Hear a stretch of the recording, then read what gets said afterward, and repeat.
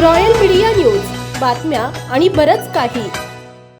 पनवेल तालुका police ठाण्याच्या हद्दीत बुधवारी दिनांक 18 मार्च रोजी झालेल्या भीषण अपघातात 3 तरुणांचा मृत्यू झाला.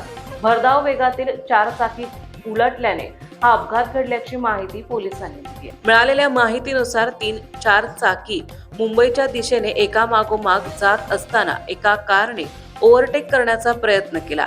यावेळी वेगावरील नियंत्रण सुटल्याने 4 चाकी रस्त्याच्या कडेला पलटी झाली. या अपघातात कारमधील तिघांचा जागीच मृत्यू झाला.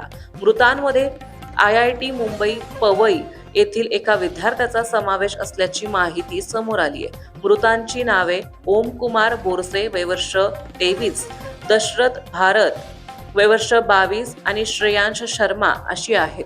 प्राथमिक माहितीनुसार संबंधित तरुणांनी मुंबई चित्रपट पाहिल्यानंतर लोणावळा येथे सूर्योदयाचा आनंद घेत पुन्हा मुंबईकडे परतत असताना हा अपघात झाला. दरम्यान वाहनांमध्ये रेसिंग सुरू असल्याचीही शक्यता वर्तवली जात आहे. घटनेची माहिती मिळताच पनवेल तालुका पोलिसांनी घटनास्थळी धाव घेत मदतकार्य सुरू केले.